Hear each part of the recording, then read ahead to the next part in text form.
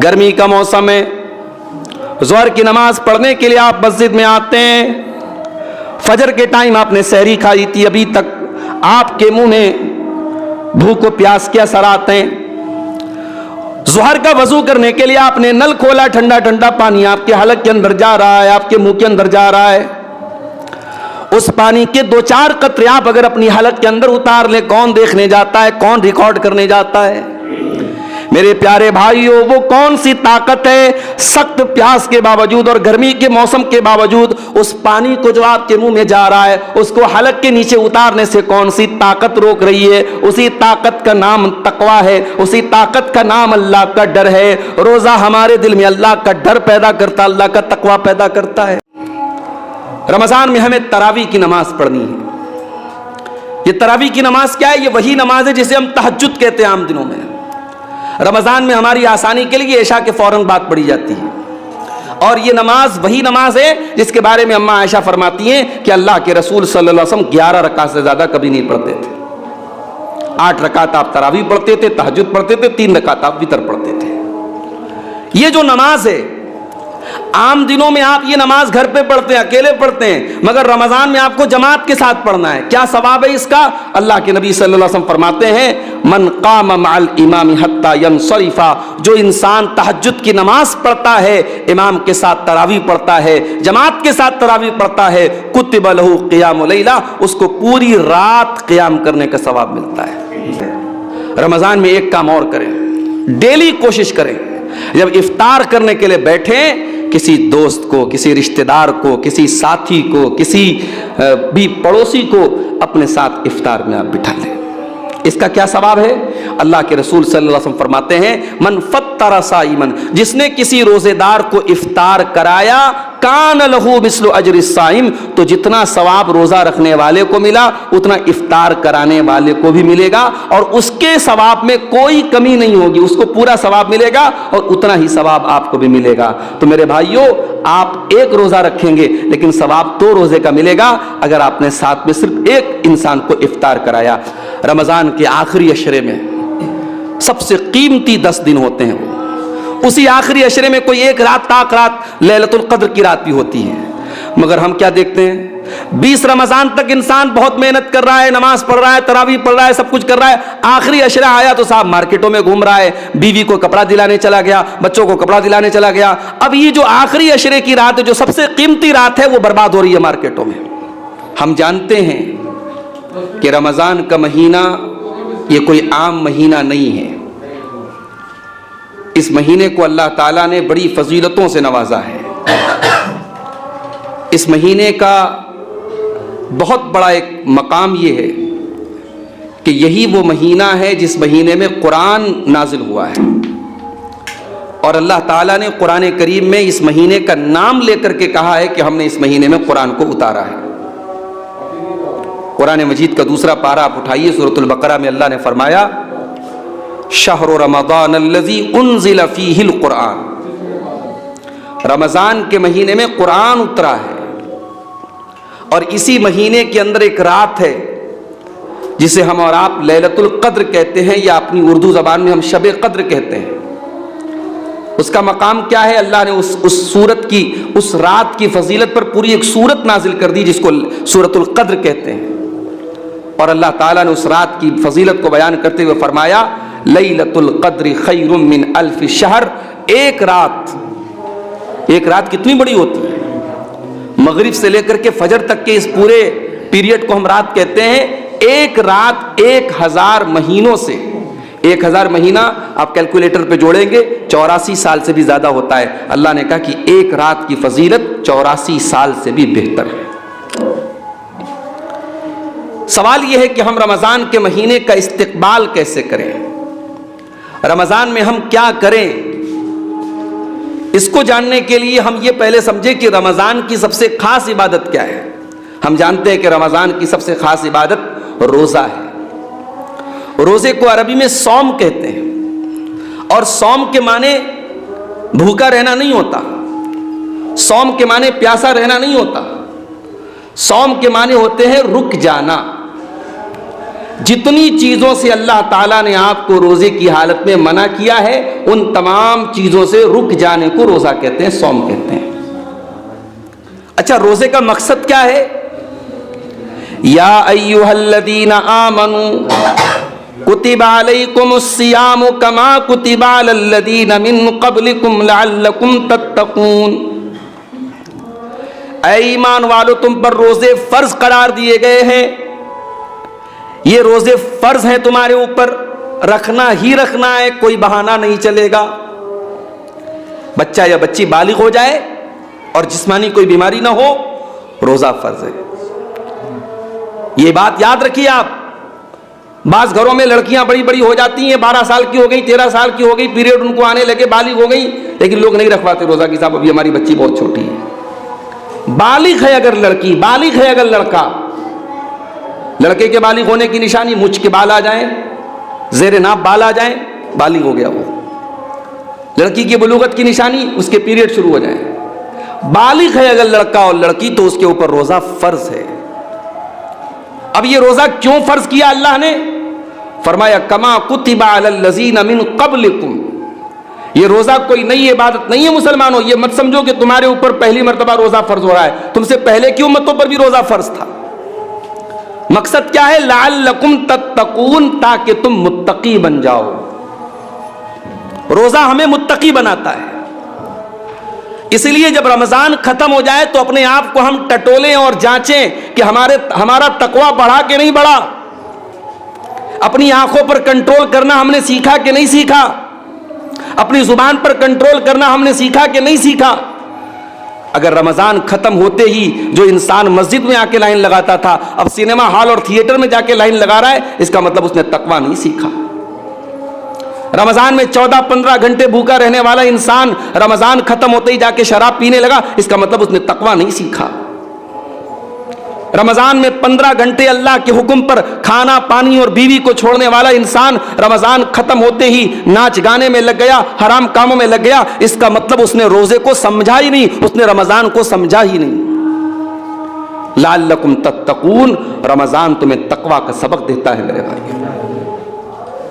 آپ جانتے ہیں جب انسان بھوکا پیاسا ہوتا ہے، جب اس کا معدہ خالی ہوتا ہے، جب اس کا پیٹ خالی ہوتا ہے تو اس کے مزاج میں چڑچڑاہٹ پیدا ہو جاتی ہے، انسان ذرا ذرا سی بات پہ الجھنے لگتا ہے، بحث کرنے لگتا ہے۔ اب یہاں پہ شریعت آپ کو کیا حکم دے رہی ہے؟ آپ روزے کی حالت میں اور زیادہ اپنے آپ کو بچا کے رکھیے۔ اگر آپ کو کوئی گالی دے، آپ کو کوئی برا بھلا کہے، آپ بھوکے ہیں، آپ کا دماغ خراب ہے، آپ کا ٹیمپر ہائی ہو رہا ہے، تب بھی آپ کو اپنے آپ کو کنٹرول کرنا ہے۔ اللہ کے نبی نے فرمایا تم میں سے جو انسان روزہ رکھے فلا یرفس ولا یسخب، نہ تو کوئی گندی بات منہ سے نکالے، نہ شور شرابہ کرے، نہ کسی سے لڑائی کرے، نہ جھگڑا کرے۔ اگر کوئی اس سے لڑائی کرے تو وہ کہہ دے میں روزہ ہوں۔ اس کا مطلب یہ ہوا کہ رمضان کا یہ دوسرا سبق ہے۔ رمضان ہمیں اپنے آپ کو سدھارنے کا موقع دے رہا ہے، اپنی تربیت کا موقع دے رہا ہے، اپنے اندر پائی جانے والی کمزوریوں کو دور کرنے کا موقع دے رہا ہے۔ رمضان میں تیسرا کام ہمیں کیا کرنا ہے؟ رمضان میں ہمیں تراویح کی نماز پڑھنی ہے۔ یہ تراویح کی نماز کیا ہے؟ یہ وہی نماز ہے جسے ہم تہجد کہتے ہیں عام دنوں میں۔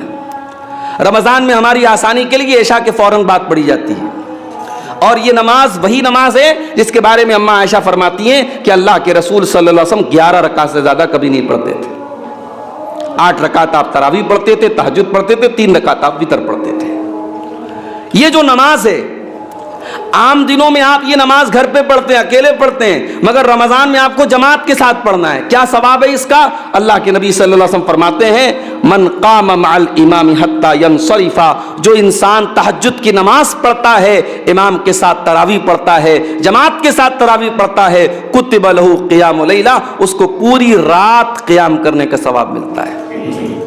بھائی آپ نے امام کے ساتھ تراویح 1 گھنٹہ پڑھی، آپ نے آدھا گھنٹہ پڑھی، آپ نے 1.5 گھنٹہ پڑھی، لیکن ثواب کتنا مل رہا ہے؟ پوری رات کا ثواب ملتا ہے۔ تو تراویح کی نماز ہمیں پڑھنا ہے میرے بھائی، مگر معاف کیجئے گا بہت ساری جگہوں پہ ہم یہ بھی دیکھتے ہیں، میں بنارس کا رہنے والا ہوں، ہمارے شہر میں بعض جگہوں پر جو بڑی بڑی مارکیٹ ہے، جیسے آپ کے یہاں یہ کھریا ایک مارکیٹ ہے، حاجی پور کی ایک مارکیٹ ہے، تو مارکیٹ کے ایریا میں کیا ہوتا ہے کہ لوگ 3 دن تراویح پڑھتے ہیں، اور وہاں راجدھانی کی اسپیڈ سے ایک حافظ صاحب آتے ہیں، صاحب پہلے دن انہوں نے 21 پارہ پڑھا دیا، دوسرے دن انہوں نے 7 پارہ 8 پارہ پڑھا دیا، اور تیسرے دن 1 پارہ آخری پارہ پڑھا کے تراویح ختم کر دی۔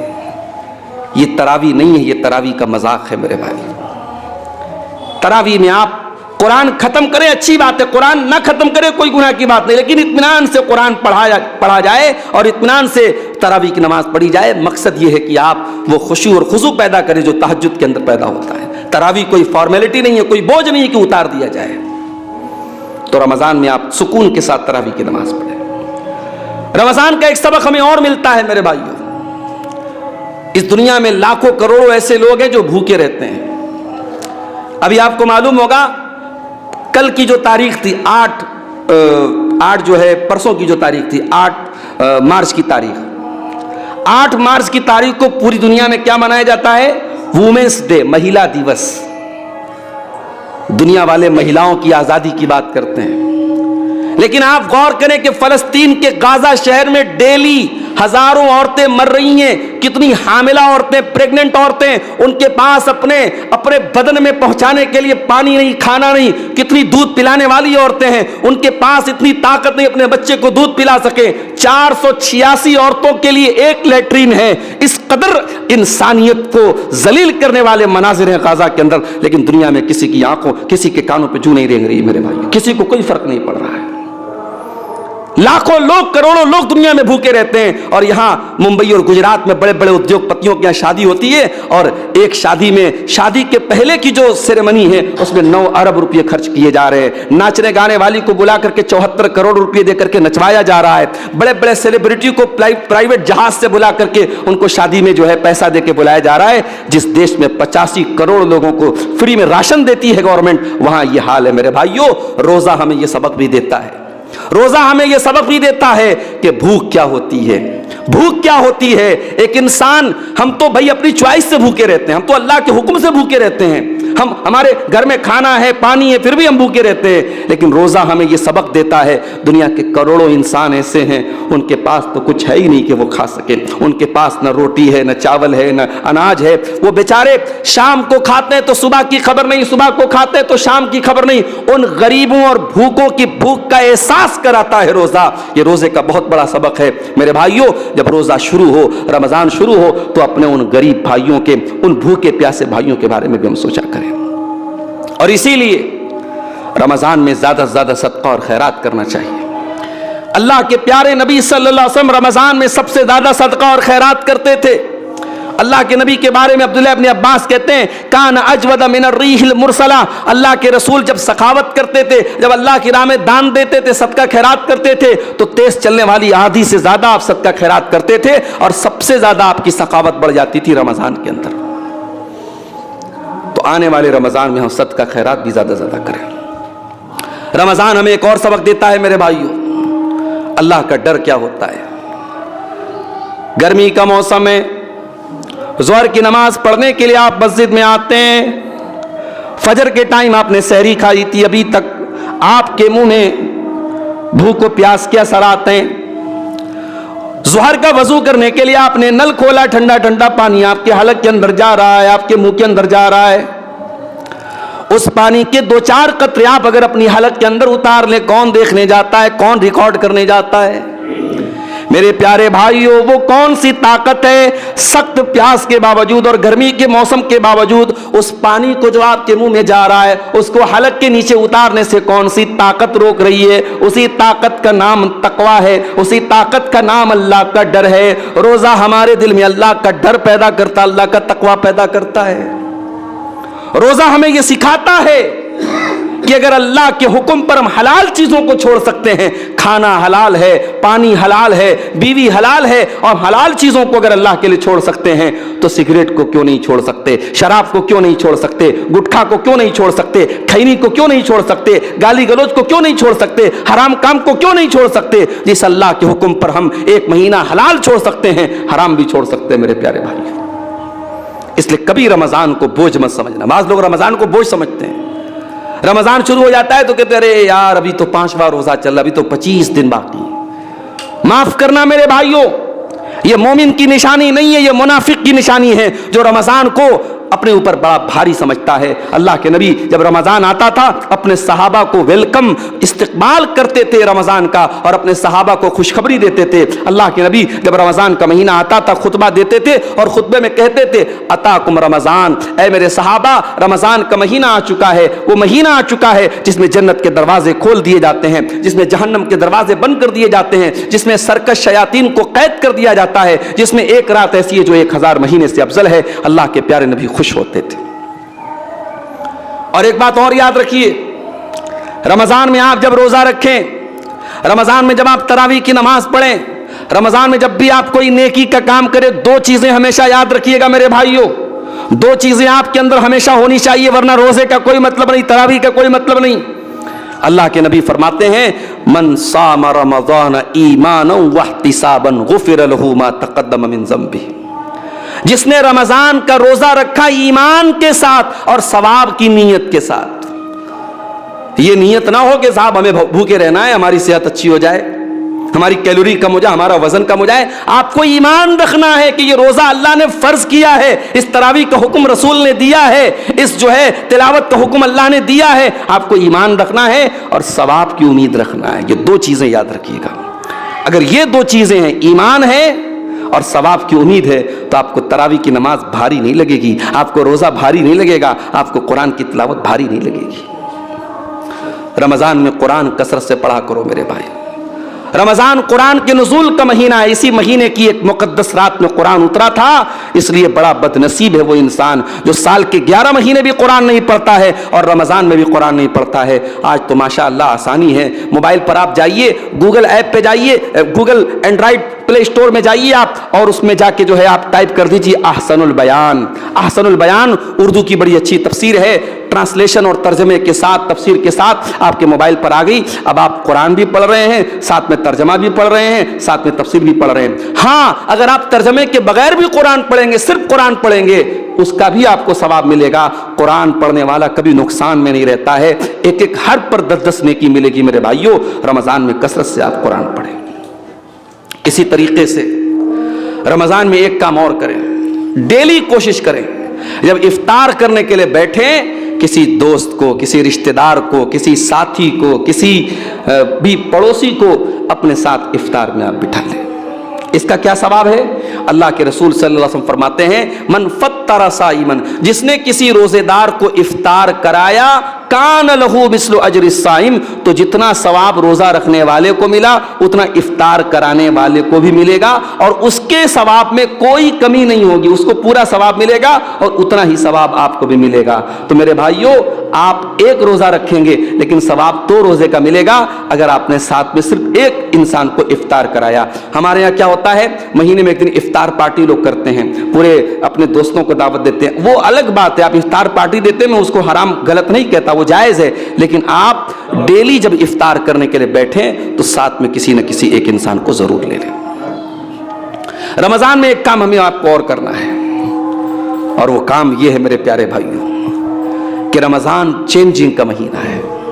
کھانے کا ٹائم بدل گیا، پینے کا ٹائم بدل گیا، سونے کا ٹائم بدل گیا۔ صبح 4 بجے کون اٹھ کر کے ناشتہ کرتا ہے؟ شام کو 6 بجے کون کھانا کھاتا ہے؟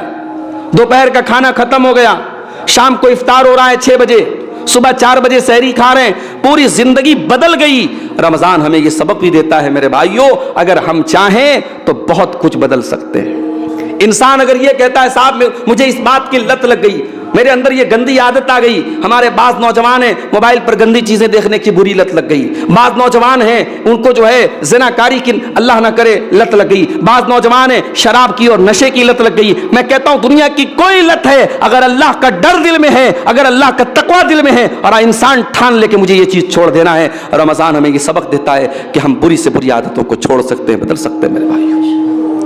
تو آنے والے رمضان کو اپنی زندگی میں ایک گڈ چینج، ایک اچھے پریورتن کا مہینہ بنا لیں، اپنی بری عادتوں پر کنٹرول پانے کی کوشش کریں۔ رمضان کے آخری عشرے میں سب سے قیمتی 10 دن ہوتے ہیں، اسی آخری عشرے میں کوئی ایک رات تاک رات لیلۃ القدر کی رات بھی ہوتی ہے، مگر ہم کیا دیکھتے ہیں، 20 رمضان تک انسان بہت محنت کر رہا ہے, نماز پڑھ رہا ہے, تراویح پڑھ رہا ہے, سب کچھ کر رہا ہے, آخری عشرہ آیا تو صاحب مارکیٹوں میں گھوم رہا ہے, بیوی کو کپڑا دلانے چلا گیا, بچوں کو کپڑا دلانے چلا گیا. اب یہ جو آخری عشرے کی رات ہے, جو سب سے قیمتی رات ہے, وہ برباد ہو رہی ہے مارکیٹوں میں. ایک واقعہ آپ کو سناؤں. امام مالک رحمۃ اللہ علیہ بہت بڑے امام تھے اپنے دور کے. ایک مرتبہ وہ درس دے رہے تھے. اچھا, امام مالک کس چیز کا درس دیتے تھے؟ حدیث پڑھاتے تھے, حدیث کا درس دیتے تھے. ان کے درس کے دوران ایک انسان باہر سے آیا, چلانے لگا, ہاتھی آیا, ہاتھی آیا. مدینہ میں ہاتھی نہیں ہوتا تھا. اب جتنے ان کے شاگرد تھے, اسٹوڈنٹ تھے, سب اٹھ کر کے چلے گئے کہ صاحب ہاتھی آیا, ہم نے کبھی ہاتھی نہیں دیکھا, چل کے ہاتھی دیکھ لیں. امام مالک کا ایک شاگرد تھا جس کا نام تھا یحییٰ بن یحییٰ لیثی. وہ بیچارہ بیٹھا تھا. امام مالک نے کہا بھائی تم کیوں نہیں گئے؟ سارے طلبہ چلے گئے ہاتھی دیکھنے, کیا تم پہلے ہاتھی دیکھ چکے ہو؟ تو اس نے بڑا پیارا جواب دیا یحییٰ بن یحییٰ لیثی نے. اس نے کہا امام صاحب انما قدمت المدینۃ لارى مالکا لا لارى فیلا. کہا کہ میں مدینہ اس لیے نہیں آیا ہوں کہ میں ہاتھی دیکھوں, میں مدینہ آیا ہوں امام مالک سے حدیث کا درس سیکھنے کے لیے. میں ہاتھی دیکھنے نہیں جاؤں گا, وہ 10 منٹ میرا برباد ہو جائے گا. اس کا مطلب یہ ہوا کہ امام مالک کے ان تمام شاگردوں میں صرف ایک شاگرد ایسا تھا جس کو پتا تھا کہ میرے آنے کا مقصد کیا ہے, اور اس نے اس مقصد کو برباد نہیں کیا. اور اس کا رزلٹ یہ نکلا کہ جب امام مالک دنیا سے چلے گئے تو انہوں نے جو حدیث پڑھائی تھی, اس حدیث کی ایک کتاب تیار ہوئی. اس کتاب کا نام ہے موطا امام مالک. اور جا کر کے علماء سے پوچھ لو کہ موطا امام مالک تو بہت سارے لوگوں نے روایت کیا ہے, مگر امام مالک سے موطا امام مالک کا سب سے مستند اگر کوئی نسخہ ہے, سب سے اوتھینٹک اگر کوئی نسخہ ہے, تو امام یحییٰ بن یحییٰ لیثی کا ہے, جس نے اپنی زندگی کو امام مالک سے حدیث سیکھنے کے لیے قربان کر دیا. میرے بھائیوں, رمضان کا مہینہ بھی سال کا بڑا قیمتی مہینہ ہے. موبائل کے ذریعے, فیس بک کے ذریعے, انسٹاگرام کے ذریعے, ناچ گانوں کے ذریعے بہت سارے ہاتھی آئیں گے اور آپ کو بھڑکانے کی کوشش کریں گے. ان ہاتھیوں سے ہوشیار رہنا. جس طریقے سے امام یحییٰ بن یحییٰ لیثی اپنے استاذ کے درس میں بیٹھے رہے اور نہیں گئے ہاتھی دیکھنے, ہمیں ان ہاتھیوں سے ہوشیار رہنا ہے. ہمیں موبائل سے ہوشیار رہنا ہے, ہمیں فیس بک سے ہوشیار رہنا ہے. ہمیں اپنے سال کے قیمتی دنوں کو برباد نہیں ہونے دینا ہے. بڑا بڑا قیمتی ٹائم ہوگا میرے بھائی. ایام معدودات, گنتی کے چند دن ہوں گے, 29 یا 30 دن کا روزہ ہوگا. ایک ایک دن کو بڑا سنبھال کے گزاریے گا. کوشش کیجئے رمضان میں ہم سے کوئی گناہ نہ ہو. اپنی آنکھوں کی حفاظت کریں, اپنے ہاتھوں کی حفاظت کریں, اپنی زبان کی حفاظت کریں. اللہ کے نبی نے فرمایا اگر ایسا نہیں کرو گے, من لم یدع قول الزور والعمل به, اگر زبان کی حفاظت نہیں کرتے ہو, جھوٹ بولتے ہو, بے ایمانی کرتے ہو, فلیس للہ حاجۃ, تو اللہ کو کوئی ضرورت نہیں کہ تم اپنا کھانا چھوڑ دو, پانی چھوڑ دو. اس لیے میرے بھائیوں, آنے والے رمضان میں ہم روزہ رکھنے کے ساتھ ساتھ اپنی زبان کی, اپنے آنکھوں کی اور اپنے ہاتھوں کی بھی حفاظت کریں. اپنے وقت کو برباد ہونے سے بچائیں. کوشش کریں کہ اپنے اوقات زیادہ سے زیادہ ہم اللہ کی اطاعت کے کاموں میں گزاریں. اللہ سے دعا ہے رب العالمین ہمیں اس رمضان کو ہماری زندگی کا بہترین رمضان بنا دے. اللہ اس آنے والے رمضان کو ہمیں قرآن کی تلاوت میں, تراویح میں, روزے میں, اور اسی طریقے سے صدقہ خیرات میں, اور آخری عشرے میں اعتکاف میں, اور لیلۃ القدر میں جاگنے میں اللہ تعالی ہمیں گزارنے کی توفیق عطا فرمائے. اور جو بھی ہم نیکی کے کام کریں, ہماری نیکیوں کی کوئی بڑی حیثیت نہیں ہے, ہماری نیکیاں بھی ہماری طرح کمزور ہیں, ٹوٹی پھوٹی ہیں. اللہ اپنے فضل و کرم سے ہماری نیکیوں کو قبول فرما لے. آمین. وآخر دعوانا ان الحمد للہ رب العالمین. والسلام علیکم ورحمۃ اللہ وبرکاتہ.